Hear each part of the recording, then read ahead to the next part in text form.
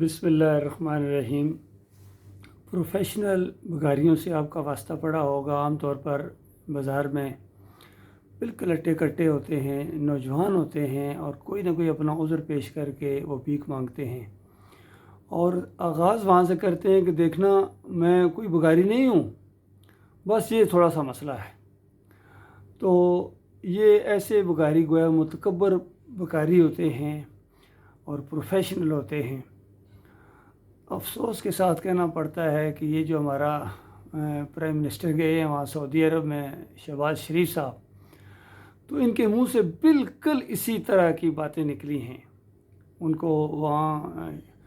بادشاہ کو جا کے کہتے ہیں، اس کراؤن پرنس کو جو محمد بن سلمان ہیں، کہ دیکھو میں کوئی پیسے مانگنے نہیں آیا ہوں، بس تھوڑے سے مسئلے ہیں اور اگر آپ ہیلپ کر دیں تو اس انداز سے۔ تو بڑی شرم آئی، یقین کیجئے، بہت زیادہ انسلٹ فیل کی میں نے، اور کچھ اور لوگوں نے بھی اس کا ذکر کیا کہ دیکھیے دنیا کی 5ویں بڑی ریاست ہیں اور لا الہ الا اللہ کی بنیاد کے اوپر یہ 75 سال گزر گئے ہیں، اور پھر ایٹمی قوت اندازہ لگائیے، 7ویں ایٹمی قوت، کمانڈو دستے ہمارے پاس، فوج بہترین 5ویں بڑی فوج ہمارے پاس، میزائل ٹیکنالوجی زبردست ہمارے پاس، اور یوتھ، نوجوان خون، گرم و سیال خون، اشاروں پر دوڑنے والا ہمارے پاس موجود، بہترین خطہ زمین کا، زرخیز زرعی ملک، اسلام کا قلعہ، گزشتہ 75 سال سے بھیک مانگ رہا ہے اور متکبرانہ انداز سے مانگ رہا ہے، اندازہ لگائیے۔ اور جو قرضے لینے میں تھوڑا سا کامیاب ہوتا ہے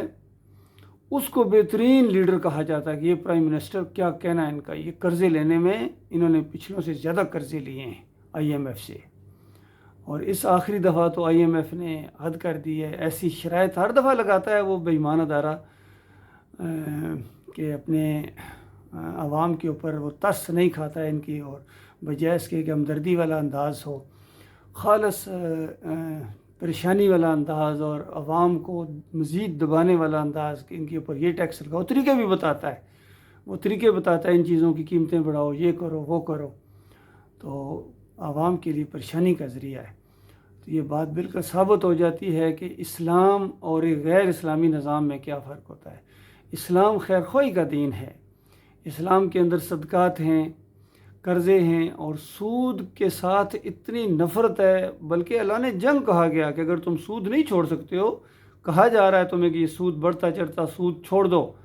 لینا اور دینا چھوڑ دو، اور جو پہلے ہو چکا سو ہو چکا، لیکن بالفرض اتنا حکم آنے کے بعد پھر بھی نہیں چھوڑتے ہو تو سمجھ لو کہ تم اللہ اور اللہ کے رسول سے اعلان جنگ میں ہو۔ تو میرے پاکستانیوں، اللہ اور اللہ کے رسول سے جنگ کر کے، اور پوری قوم، پوری انسانیت کے لوگوں، تم اللہ اور اللہ کے رسول سے جنگ کر کے کیسے جیتو گے؟ اور بڑے افسوس کی بات ہے کہ پوری زمین کے اوپر آج جتنے بھی اسلامی ممالک پائے جاتی ہیں، کوئی ایک ملک بھی ایسا نہیں ہے جو سود کے بغیر لین دین کرتا ہو اور سود اس کے ملک میں حرام ہو، بلکہ سب کو اب قانونی حیثیت حاصل ہے، اور بلکہ کئی تو ایسے ہیں جس طرح پاکستان کے اندر سپریم کورٹ تک گئے ہیں کہ سود کو جو ہے نا، اس کو یعنی جو سود لگتا ہے اس کو اسلامی کہنے سے انہوں نے روکا، تو اس کے اوپر کہتے ہیں ڈسکشن کریں گے۔ اندازہ لگائیے ان کی جرت دیکھو، اللہ تعالیٰ نے کب سے اس کا حکم جاری کر دیا ہے، اب یہ اس کے اوپر ڈسکشن کریں گے کہ اللہ کا حکم یہ صحیح ہے یا غلط ہے، پاکستان میں نافذ ہونا چاہیے یا نہیں ہونا چاہیے۔ تو بتاؤ کہاں گیا آپ کا اقتدار اعلیٰ؟ کہتے ہیں اقتدار اعلیٰ صرف اللہ کے پاس ہے، اقتدار اعلیٰ یہاں آپ کے پاس ہے جمہوریت کے لوگوں، آپ سب سے بڑے جو ہے نا وہی فرعونیت والا انداز ہے، انا ربکم الاعلیٰ، وہ ذرا جرت والا تھا، اس نے اعلان کر دیا، اب لوگ اعلان اس طریقے سے نہیں کرتے ہیں کیونکہ دنیا والے کہیں گے کہ یہ کافر اور مشرک ہے، اس نے خدائی کا دعویٰ کر دیا۔ تو خدائی کر رہے ہیں لیکن دعویٰ اعلان نہیں کرتے ہیں صوفیوں کی طرح۔ صوفیوں کا بھی یہی ہے کہ اتنی جود و ریاضت کرو کہ تم اللہ بن جاؤ گے، لیکن اس کا اعلان نہیں کرنا ہے، اعلان کرو گے تو مجرم ہو۔ کہتے ہیں منصور الحاج نے جو اعلان کیا تھا نا انا الحق، اس کا اصل جرم یہی تھا کہ اس نے اعلان کیوں کیا ہے، باقی ٹھیک ہے اس نے جود و ریاضت کی ہے، تو یہ طریقہ موجود ہے اللہ بننے کا، کبھی عبادت و شہود کے یہ عقیدے سارے صوفیوں کے، ڈاکٹر اسرار اسی پر اسی کا دفاع کرتے کرتے مرے ہیں۔ اور مودودی صاحب کے بارے میں بعد میں کچھ مضمون پڑھے ہیں، ان کی جماعت والے لکھتے ہیں کہ کون کہتا ہے مودودی صاحب صوفی نہیں تھے، دیکھو یہ ان کا واقعہ، دیکھو یہ ان کا واقعہ، دیکھو سارے اصلی صوفی تھے۔ ان کی پیدائش سے 3 سال پہلے ایک صوفی نے، ایک مجذوب نے آ کے ان کے والد صاحب کو بشارت دی تھی کہ آپ کے یہاں بیٹا پیدا ہوگا، بڑا علمی مدارج کو پہنچے گا، اس کا نام ابو العلا رکھنا۔ تو اندازہ ساری صوفیزم ان کے اندر موجود ہے، یہ آٹوبایوگرافی میں لکھا ہوا، ان کے اندازہ لگائیے جو پاکستان میں 2nd ایئر کے سلیبس میں پڑھائی جاتی ہے، خود نوشت، خود انہوں نے لکھا ہے۔ تو یہ حال ہو جب علماء کا،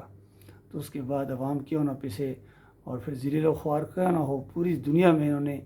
اپنے ملک کو ذلیل و خوار کر دیا، یقین کیجیے۔ اور سارے یہ بھی کل پرسوں ان کا ریٹائرڈ آفیسرز کا ایک ڈیلیگیشن، جن کو وہاں اسلام آباد کلب میں پریس کانفرنس نہیں کرنے دی ہے، باہر انہوں نے کی ہے، تو جہاں اور کتنی باتیں انہوں نے کہی ہیں، وہاں ایک آخر میں یہ کہ ہم امریکہ سے دوستی چاہتے ہیں، ہم امریکہ سے دوستی چاہتے ہیں۔ تو اصل میں یہ غلامی چاہتے ہیں، اور ان کے بچے سب کے بڑے بڑوں کی جو اولادیں ہیں وہاں جا کے پڑھتے ہیں، تو یہ پھنسے ہوئے ہیں اور اس غلامی سے نکلنا ہی نہیں چاہتے ہیں، یقین کیجیے۔ ان کے اشاروں کے اوپر دوڑتے ہیں ہمارے گبرو نوجوان۔ ایک ٹیلی فون کال آئی اور ہمارا گبرو کمانڈو جرنیل ڈیر ہو گیا۔ اندازہ ایک جو فون کال برداشت نہ کر سکے، اس نے اتنی بات کہی تھی کہ دیکھو دوستو یا دشمن، تو ایک دم ان کو کہنا پڑا کہ دوست ہیں، دوست ہیں، دوست ہیں۔ حالانکہ کہہ سکتے بھائی، حالانکہ جو قرآن میں ان کی حیثیت بیان کی گئی ہے وہ ان کو بیان کرتے ہیں کہ تمہاری حیثیت یہ ہے ہمارے نزدیک، اور دوستی کا سوال ہی پیدا نہیں ہوتا۔ جب تم اللہ کو گالیاں دو تو ہم سے دوستی کی امید رکھتے ہو۔ اور چلو بہت ہی گھبرا گئے تھے، تو کم از کم اتنی بات کہہ دیتے کہ نہ دوست نہ دشمن، کوئی درمیانی راہ اختیار کرتے، لیکن صاف ڈھیر ہو گئے۔ پھر ہمارے دوسرے گبرو جرنیل ہیں جو ایک ہلکی سی دھمکی بھی نہیں برداشت کر سکے کہ دیکھو ہمارے غلاموں کو لاؤ ورنہ ہم تمہیں ٹف ٹائم دیں گے، بس اتنی بات برداشت نہیں کر سکے۔ تو بہرحال یہ بہت بڑی ان کی نادانی ہے، کہ بہت بڑی ان کی جہالت ہے۔ یقین کیجئے کہ دین، سچا دین ان کے پاس موجود ہے، قرآن موجود ہے، آخری نبی محمد صلی اللہ علیہ وآلہ وسلم جیسی رسول ہمارے رسول ہیں، ہم ان کے امتی ہیں،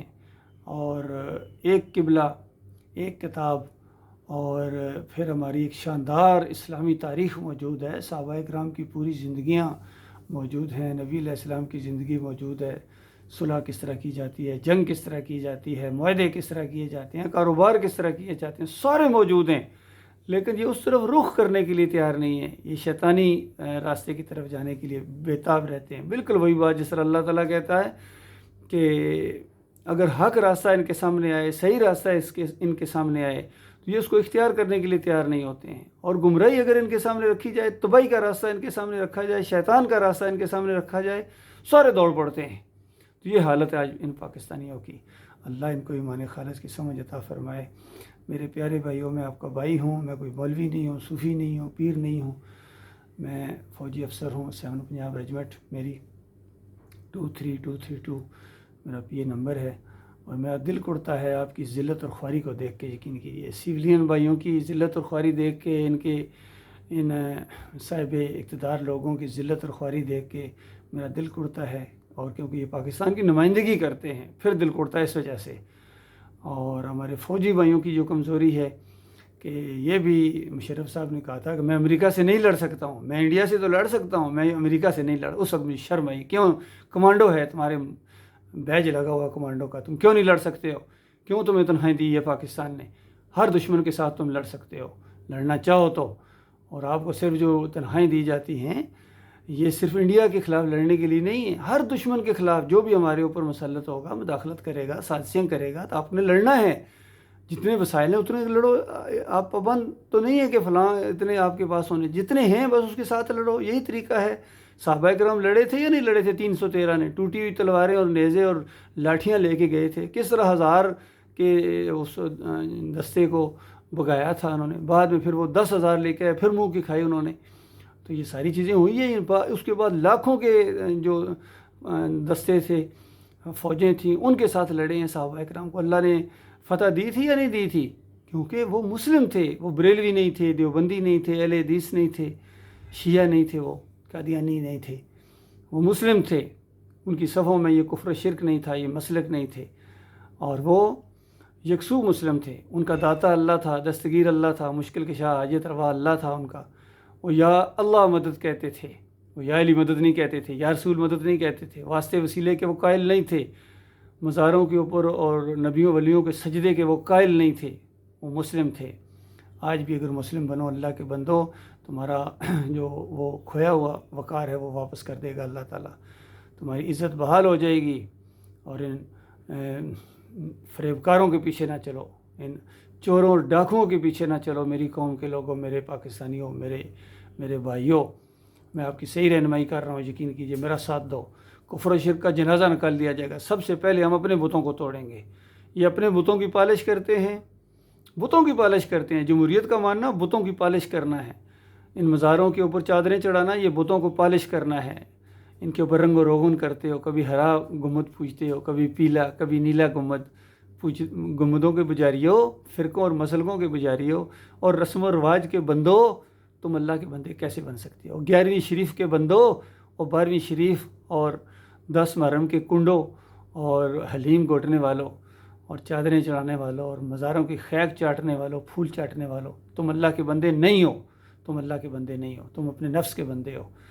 اور اللہ کے علاوہ جو جس کی بھی بندگی کرے گا اس کا انجام جہنم کی آگ ہے، ہمیشہ کے لیے اس کے اندر دھکیل دیے جاؤ گے، کوئی وہاں پرسان حال نہیں ہوگا، لانتیں بھیجو گے اپنے مریدوں کے اوپر، اپنے ورکرز کے اوپر، اپنے جوانوں کے اوپر، اور یہ تمہارے اوپر لانتیں بھیجیں گے، وہاں ہمیشہ ہمیشہ کی ذلت، خون اور پیپ کی وادیوں کے اندر تمہیں گھسیٹا جائے گا، کوئی تمہیں سلوٹ کرنے والا، کوئی تمہیں زندہ باد کے نعرے لگانے والا وہاں نہیں ہوگا۔ اس وقت کیا بنے گی؟ میں اس وقت کا تمہارا خیر خواہ ہوں کہ وہ ذلت والا انجام تمہارے سامنے نہ آئے۔ آج توبہ کرو، للہ معافی مانگو اپنے مالک اور خالق سے، سرنڈر کر جاؤ اپنے مالک اور خالق کے سامنے، اور پھر اس کو اس طرح مانو جس طرح صحابہ کرام نے مانا تھا، نبی علیہ السلام نے جس طرح مانا تھا، سارے انبیاء نے جس طرح مانا تھا۔ آخری نبی کی پیروی کرو، ان کی بندگی نہ کرو، ان کی پوجا پاٹ نہ کرو، ان کی پیروی کرو، ان کو اللہ کے ساتھ شریک نہ ٹھہراؤ۔ آج مسجدوں تک کے اندر سے اندازہ لگے، مسجدوں کے اندر ایک طرف یا اللہ، بالکل مقابلے میں یا رسول اللہ، یہ بندگی ہے، یہ مقابلہ ہے۔ اور مسجدوں کے اندر ہمارے وہاں گجر خان کے قریب جو چکری وکیلاں کا گاؤں ہے، اس مسجد کے اندر اندازہ لگائیے ہر مہینے کی 11 تاریخ کو 11ویں ہوتی ہے، عبد القادر جیلانی کی بندگی ہوتی ہے، اور یہ سمجھتے ہیں ہم مسلمان ہیں، اور وہ جو انڈیا کا اندرا کا ملک ہے گاندھی کا،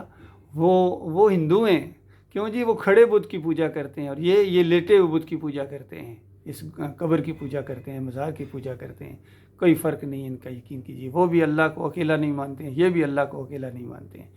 فرق کیا ہے؟ بہرحال میرا کام تھا بتانا، سمجھانا، مانو یا نہ مانو،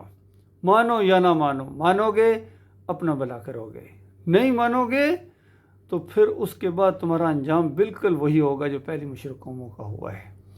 تو یاد رکھنا میرے بھائیو، یہ بات معمولی بات نہیں، میں آپ کو کہہ رہا ہوں، یہ بہت بڑی بات ہے، بہت بڑی بات ہے، بہت بڑی بات ہے، اور سادہ بات ہے۔ کہہ دو اللہ داتا ہے، باٹی والا نہیں ہے، بس اتنی بات ہے۔ کہہ دو اللہ مشکل کشا ہے، علی رضی اللہ تو نہیں ہے، اللہ جولیاں برتا ہے، محمد صلی اللہ علیہ وسلم نہیں برتے۔ اللہ غوث ہے، فریادوں کا سننے والا ہے، عبد القادر جیلانی کے پاس کچھ بھی نہیں ہے، بس اتنی بات کہہ دو۔ اتنی بات مانگی ہے اپنے مالک اور خالق نے، آپ کے رب نے۔ اگر یہ بات نہیں مانتے ہو تو پھر دو یا باتیں ہیں، مانو گے تو جنت، نہیں مانو گے تو جہنم ہے۔ اب آپ کا اپنا انتخاب ہے۔